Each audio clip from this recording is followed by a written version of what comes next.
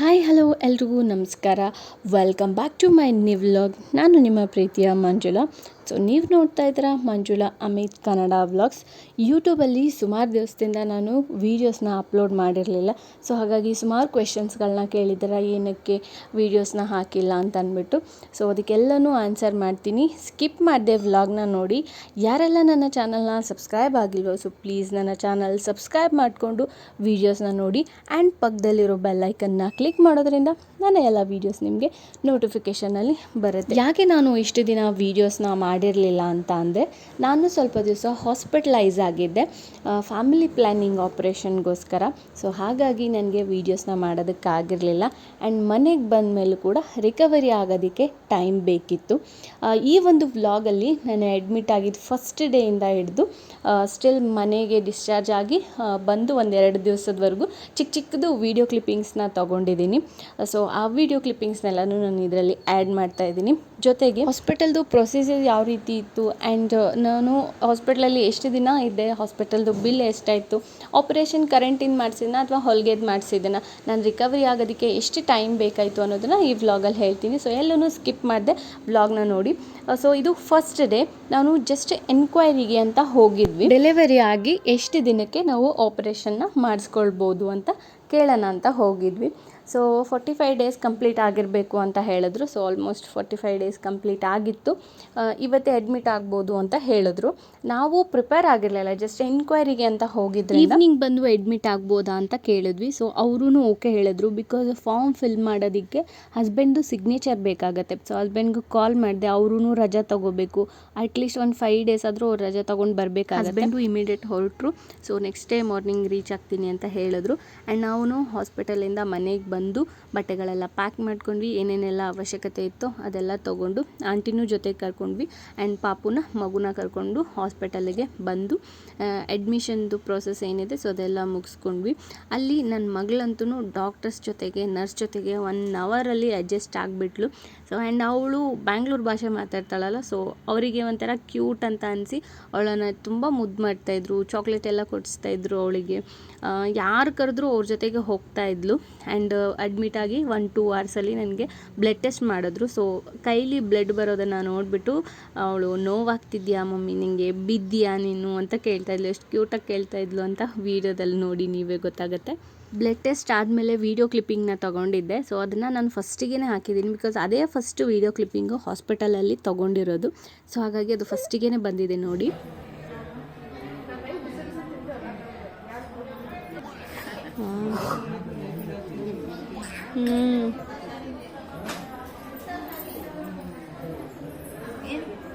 ನನ್ನ ಮಗಳು ಜಾಸ್ತಿ ನನ್ನ ಹತ್ರ ಬರ್ತಾನೆ ಇರಲಿಲ್ಲ. ಬಿಕಾಸ್ ಅವಳಿಗೆ ಈ ಥರ ಓಡಾಡಿಕೊಂಡು ಫ್ರೀಯಾಗಿ ಇರಬೇಕು, ಆಟ ಆಡಿಕೊಂಡು. ಸೊ ಹಾಗಾಗಿ ಜಾಸ್ತಿ ಆಚೆ ಕಡೆನೇ ಕೂತ್ಕೋತಾ ಇದ್ಲು. ಆಚೆ ಕಡೆ ಅಂದರೆ ಹಾಸ್ಪಿಟಲ್ ಆಚೆ ಕಡೆ ಏನಲ್ಲ, ನಾವು ಅಡ್ಮಿಟ್ ಆಗಿರೋ ರೂಮಿಂದ ಆಚೆ ಕಡೆ ಅಷ್ಟೇ.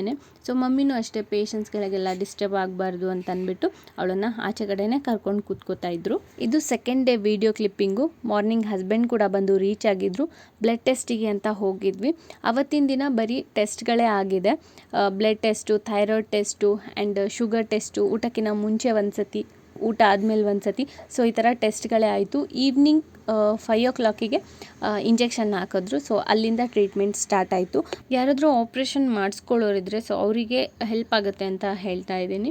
ಸೊ ಅವರಿಗೆ ನೆಗಡಿ, ಕೆಮ್ಮು, ಜ್ವರ ಇದು ಯಾವುದೂ ಇರಬಾರ್ದು. ಆ್ಯಂಡ್ ಆಪರೇಷನ್ ಹಿಂದಿನ ದಿವಸ ನಾವೇನು ಊಟ ಮಾಡಿರ್ತೀವಿ ಅದೇ ಲಾಸ್ಟು. ಮಾರ್ನಿಂಗು ನಾವು ಊಟ, ತಿಂಡಿ ಅಥವಾ ಕಾಫಿ, ಟೀ ಈ ಥರದ್ದೆಲ್ಲ ಏನೂ ತೊಗೊಳ್ಬಾರ್ದು, ಖಾಲಿ ಹೊಟ್ಟೆಯಲ್ಲಿ ಇರಬೇಕು. ಸೊ ನನಗೆ ಮಾರ್ನಿಂಗ್ 8 o'clock ಟೈಮಿಂಗ್ಸ್ ಹೇಳಿದರು. ಸೊ 8 o'clock ಆಪರೇಷನ್ ಥಿಯೇಟ್ರ್ ಒಳಗಡೆ ಹೋದೆ. ಅಲ್ಲಿ ಹೋದ್ಮೇಲೆ ಒಂದು ಇಂಜೆಕ್ಷನ್ ಮಾಡಿದ್ರು. ಸೊ ಅದಾದಮೇಲೆ ನಾನು ಕಣ್ಣು ಮುಚ್ಚಿದ್ದು. ತಿರ್ಗಾ ಕಣ್ಣು ಬಿಟ್ಟಾಗ ಆಪ್ರೇಷನ್ ಎಲ್ಲ ಆದಮೇಲೆ ನಾನು ICUನಲ್ಲಿದ್ದೆ. ICUನಲ್ಲಿ ಮಮ್ಮಿ, ಆಂಟಿ ಮತ್ತು ನನ್ನ ಮಗ ಅಷ್ಟೇ ಇದ್ದಿದ್ದು. ಸೊ ಈ ವಿಡಿಯೋ ಕ್ಲಿಪ್ಪಿಂಗ್ಸ್ನೆಲ್ಲನೂ ಮಮ್ಮಿನೇ ತೆಗೆದಿರೋದು. ಹಸ್ಬೆಂಡು ಮತ್ತು ಮಗಳು ICU ರೂಮಿಂದ ಆಚೆ ಕಡೆ ನಿಂತ್ಕೊಂಡು ICU ರೂಮಲ್ಲಿದ್ದಾಗ ನನಗೆ ಆಕ್ಸಿಜನ್ ಹಾಕಿದ್ರು. ಅದು 2 hours ಆದಮೇಲೆ ತೆಗಿಬೇಕು ಅಂತ ಹೇಳಿದರು. ಸೊ 2 hours ಆದಮೇಲೆ ಹೇಳಿ ಬಂದು ತೆಗಿತೀವಿ ಅಂತ. ಬಟ್ ಡಾಕ್ಟರ್ಸು, ನರ್ಸು ಯಾರೂ ಇರಲಿಲ್ಲ ಅಲ್ಲಿ. ನಮಗೆ ಟೆನ್ಷನ್ ಆಗಿಬಿಟ್ಟಿತ್ತು. 2 hours ಆಯಿತು, ಯಾರೂ ಬಂದಿಲ್ಲ, ಮತ್ತು ಇದು ಹೆಂಗೆ ತೆಗಿಯೋದು ಅಂತ ಅಂದ್ಬಿಟ್ಟು ನನಗೆ ಪ್ರಜ್ಞೆ ಬಂದು ನಾನು ಅವರನ್ನು ಕರಿತಾ ಇದ್ದೀನಿ. ಬಟ್ ನನ್ನ ವಾಯ್ಸು ತುಂಬ ಸ್ಲೋ ಆಗಿದ್ದರಿಂದ ಅವ್ರಿಗೆ ಕೇಳಿಸ್ತಾನೆ ಇರಲಿಲ್ಲ. ನನಗಂತೂ ಅವ್ರು ರೆಸ್ಪಾಂಡ್ ಮಾಡೋವರೆಗೂ ಸಖತ್ ಭಯ ಆಗೋಗ್ಬಿಟ್ಟಿತ್ತು. ಯಾಕೆ ನನ್ನ ವಾಯ್ಸ್ ಅವರಿಗೆ ಕೇಳಿಸ್ತಾ ಇಲ್ಲ ಅಂತ ಅಂದ್ಬಿಟ್ಟು. ನಾವು ಟೋಟಲಾಗಿ ಹಾಸ್ಪಿಟಲಲ್ಲಿ 4 ಡೇಸ್ ಇದ್ವಿ. 4th ಡೇಗೆ ಡಿಸ್ಚಾರ್ಜ್ ಆಯಿತು. ಆ್ಯಂಡ್ ಹಾಸ್ಪಿಟಲ್ದು ಬಿಲ್ ಬಂದು ಟೋಟಲಾಗಿ 5000 ಆಯಿತು. ಆ್ಯಂಡ್ ನಾನು ಕರೆಂಟಿಂದ ಮಾಡಿಸಿರೋದು. ಆ್ಯಕ್ಚುಲಿ ನಾವು ಹೊಲಿಗೆದು ಮಾಡಿಸ್ಬೇಕು ಅಂತಲೇ ಅಂದ್ಕೊಂಡಿದ್ದು, ಬಟ್ ನಾವು ಅಡ್ಮಿಟ್ ಆಗಿರೋ ಹಾಸ್ಪಿಟಲಲ್ಲಿ ಹೊಲಿಗೆದು ಮಾಡ್ತಾ ಇರಲಿಲ್ಲ, ಕರೆಂಟಿಂದೇ ಇತ್ತು. ಹಾಗಾಗಿ ಬೇರೆ ಆಪ್ಷನ್ ಇಲ್ಲದೆ ನಾವು ಕರೆಂಟಿಂದೇ ಮಾಡಿಸ್ಕೊಬೇಕಾಯ್ತು. ಅಲ್ಲಿ ಕಂಟಿನ್ಯೂ ಫ್ಯಾನ್ ಇದ್ದಿದ್ದರಿಂದ ಮಗಳಿಗೆ ಸ್ವಲ್ಪ ಕೋಲ್ಡ್ ಆಗಿತ್ತು. ಸೊ ಅವಳಿಗೆ ಸಿರಪ್ ಹಾಕೋದು, ಊಟ ಮಾಡಿಸೋದು, ಅವಳ ಜೊತೆಗೆ ಆಟ ಆಡೋದು, ನಿದ್ದೆ ಮಾಡಿಸೋದು. ಆ್ಯಂಡ್ ಹೀಗೇ ಇಬ್ಬರು ಮಕ್ಕಳ ಜೊತೆಗೆ ಟೈಮ್ ಸ್ಪೆಂಡ್ ಮಾಡಿಕೊಂಡು 2 ಡೇಸ್ ಇದ್ದು ಬ್ಯಾಂಗ್ಳೂರಿಗೆ ಹೊರಟರು. ಸೊ ಅವರು ಹೊರಡಬೇಕಾದ್ರೆ ಒಂದಿಷ್ಟು ರೆಸಿಪಿಗಳನ್ನ ಮಾಡಿತ್ತು ಅವರಿಗೆ ತೊಗೊಂಡು ಹೋಗೋದಕ್ಕೆ ಅಂತ ಅಂದ್ಬಿಟ್ಟು ನಮ್ಮ ಆಂಟಿ. ಸೊ ವಿತ್ ರೆಸಿಪಿ ನಾನು ಒಂದು ವ್ಲಾಗ್ ಮಾಡಿ ಅಪ್ಲೋಡ್ ಮಾಡ್ತೀನಿ ಯೂಟ್ಯೂಬಲ್ಲಿ. ಸೊ ಅಲ್ಲಿವರೆಗೂ ವೆಯ್ಟ್ ಮಾಡ್ತಾಯಿರಿ. ಹಸ್ಬೆಂಡು ಬ್ಯಾಂಗ್ಳೂರಿಂದ ಬರಬೇಕಾದ್ರೆ ಸಖತ್ ಖುಷಿಯಾಗಿ ಬರ್ತಾರೆ, ಬಟ್ ಹೋಗಬೇಕಾದ್ರೆ ತುಂಬ ಬೇಜಾರಲ್ಲಿ ಹೋಗ್ತಾರೆ. ಅವರಿಗೆ ನನ್ನನ್ನು ಮಕ್ಕಳನ್ನ ಬಿಟ್ಟು ಹೋಗೋದಕ್ಕೆ ಸ್ವಲ್ಪ ಕಷ್ಟ ಆಗುತ್ತೆ. ಸ್ಪೆಷಲಿ ಮಗಳನ್ನ ಬಿಟ್ಟು ಹೋಗೋದಕ್ಕೆ ತುಂಬಾ ಕಷ್ಟ ಆಗುತ್ತೆ. ಅವಳು ರೆಡಿ ಆಗಿದ್ದನ್ನು ನೋಡಿಬಿಟ್ರೆ ನಾನು ಬರ್ತೀನಿ ಅಂತ ಕುಣಿಯೋಕ್ಕೆ ಸ್ಟಾರ್ಟ್ ಮಾಡಿಬಿಡ್ತಾಳೆ. ಅವಳನ್ನು ಬಿಟ್ಟು ಹೋಗೋದೇ ಒಂದು ದೊಡ್ಡ ಕಷ್ಟ ಅವರಿಗೆ. ಅವಳನ್ನು ಮಲಗಿಸ್ಬಿಟ್ಟು ಹೋಗೋದು ಇತ್ತು ಅಂತ ಅಂದರೆ. ಸೊ ಹಾಗಾಗಿ ನೈಟು 10 o'clock ಮೇಲೇ ಹೋಗೋದು ಅವರು ಪ್ರತಿ ಸತಿ ಬಂದಾಗ. ಒಂದು ಸ್ವಲ್ಪ ಹೊತ್ತು ಪಪ್ಪ ಅಂತೇಳಿ ಕಾಲ್ ಮಾಡಿಕೊಡ್ತೀನಿ. ಸೊ ಮಾತಾಡ್ತಾಳೆ. ಅವಳದು ಮೈಂಡು ಮತ್ತು ಡೈವರ್ಟ್ ಆದಮೇಲೆ ತಿರ್ಗಾ ಮನೆಯಲ್ಲಿ ಎಲ್ಲರ ಜೊತೆಗೆ ಹೇಗೆ ಆಟ ಆಡ್ಕೊಂಡಿರ್ತಾಳೋ ಹಾಗೆ ಇರ್ತಾಳೆ. ಸೊ ಹೀಗೆ ಒಂದು 4 ದಿವಸ ಕಳೀತು. ಸೊ ನಾನು ಕೂಡ ರಿಕವರಿ ಆಗ್ತಾಯಿದ್ದೀನಿ ಅನ್ನೋಷ್ಟರಲ್ಲಿ ನಮ್ಮ ಆಂಟಿ ಕೂಡ ಊರಿಗೆ ಹೊರಡೋದಕ್ಕೆ ರೆಡಿ ಆಗಿದ್ರು. ಅವತ್ತಿನ ದಿವಸದ ವೀಡಿಯೋ ಕ್ಲಿಪ್ಪಿಂಗ್ಸ್ ಇದೆಲ್ಲನೂ ಅವತ್ತು ಮಾರ್ನಿಂಗ್ 3 o'clock ಆಗಿತ್ತು. ಈ ಒಂದು ವ್ಲಾಗಲ್ಲೇ ವಿಡಿಯೋ ಕ್ಲಿಪ್ಪಿಂಗ್ಸ್ನ ನಾನು ಆ್ಯಡ್ ಮಾಡ್ತಾಯಿದ್ದೀನಿ. ನಮ್ಮ ಮನೆಗೆ ಬಂದು 1.5 ತಿಂಗಳಾಗಿತ್ತು. ಆ್ಯಂಡ್ ರಿಟರ್ನ್ ಟಿಕೆಟ್ ಬುಕ್ಕು ಕೂಡ ಆಲ್ರೆಡಿ ಆಗಿಬಿಟ್ಟಿತ್ತು 1 ತಿಂಗಳು ಮುಂಚೆನೇ. ಸೊ ಅವರು ಹೊರಡೋದಕ್ಕೆ ರೆಡಿ ಆಗಿದ್ದರು. ಅವತ್ತು ಮಾರ್ನಿಂಗು ನನಗೆ ತಿಂಡಿ ಎಲ್ಲ ಮಾಡಿ ಇಟ್ಟಿದ್ದರು. ಅವತ್ತಿನ ದಿವಸ ಅಂತೂ ಅವ್ರು ನಿದ್ದೆನೇ ಮಾಡಿಲ್ಲ. ಆ್ಯಂಡ್ ನನ್ನ ಮಗನ ಜೊತೆಗೆ ಸ್ವಲ್ಪ ಹೊತ್ತು ಕೂತ್ಕೊಂಡು ಟೈಮ್ ಸ್ಪೆಂಡ್ ಮಾಡೋಣ ಅಂತ ಕೂತ್ಕೊಂಡಿದ್ರು. ಕರೆಕ್ಟು ಟೈಮ್ 3:10 ಆಗಿತ್ತು. ಬಟ್ ಅವ್ರದ್ದು ಟ್ರೈನ್ ಇದ್ದಿದ್ದು 5 o'clock. ಸೊ ಅವರು ಇಡೀ ರಾತ್ರಿ ನಿದ್ದೆ ಇಲ್ಲದೆ ನಮ್ಮ ಹತ್ರ ಎಲ್ಲ ಮಾತಾಡ್ಕೊಂಡು ಕೂತ್ಕೊಂಡಿದ್ರು. ಇವಾಗ ಮಳೆಗಾಲ ಸ್ಟಾರ್ಟ್ ಆಗಿರೋದ್ರಿಂದ ನನಗೆ ಕೇರ್ಫುಲ್ಲಾಗಿ ಇರೋದಕ್ಕೆ ಹೇಳ್ತಾ ಇದ್ರು. ಆ್ಯಂಡ್ ನನ್ನ ಇಬ್ಬರು ಮಕ್ಕಳನ್ನು ಕೇರ್ಫುಲ್ಲಾಗಿ ನೋಡ್ಕೊ, ನಿನಗೆ ನೆಗಡಿ ಕೆಮ್ಮು ಆಯಿತು ಅಂತ ಅಂದರೆ ಅವರಿಗೂ ಆಗುತ್ತೆ. ಸೊ ಕೇರ್ಫುಲ್ಲಾಗಿ ನೋಡ್ಕೊ ಅಂತ ಹೇಳ್ತಾ ಇದ್ರು. ನಮ್ಮ ಆಂಟಿ ಊರಿಗೆ 6 years ಒಂದ್ಸತಿ ಅಥವಾ 4 years ಒಂದ್ಸತಿ ಬರ್ತಾರೆ. ರಾಜಸ್ಥಾನ ಅಂದರೆ ತುಂಬ ದೂರನೇ ಆಗುತ್ತೆ. 2 ಡೇಸು ಟ್ರೈನಲ್ಲಿ ಜರ್ನಿ ಮಾಡಬೇಕಾಗತ್ತೆ. ಹಾಗಾಗಿ ಪ್ರತಿ ಸತಿ ಹಬ್ಬಕ್ಕೆ ನಾವು ಅಲ್ಲಿ ಹೋಗೋಕ್ಕಾಗಲ್ಲ, ಅವರು ಇಲ್ಲಿ ಬರೋದಕ್ಕಾಗಲ್ಲ. ಊರಿಗೆ ಹೊರಡಬೇಕಾದ್ರೆ ಒಂದಿನ ಹಿಂದೆ ಅಥವಾ ಹೋಗೋದು 1 hour ಮುಂಚೆ ಅಣ್ಣನಿಗೆ ರಾಖಿ ಕಟ್ಬಿಟ್ಟು ಹೋಗ್ತಾರೆ. ಅಂದರೆ ನಮ್ಮ ಮಾಮಂಗೆ.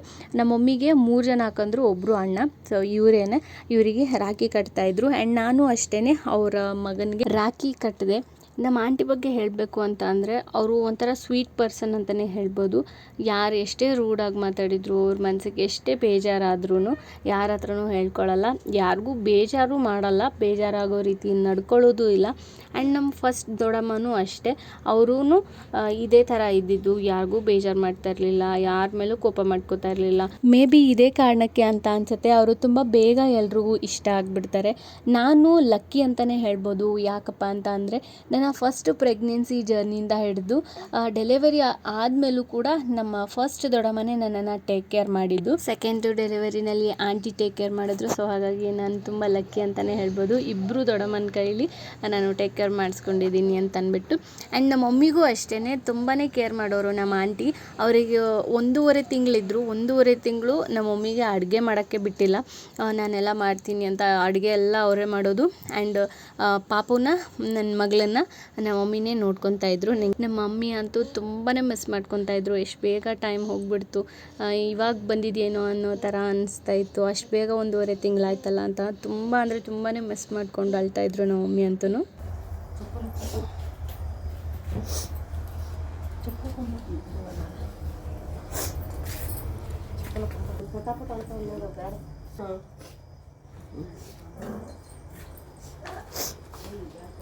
ಖರೆ ಆಯ್ತು ನೋಡೋದು.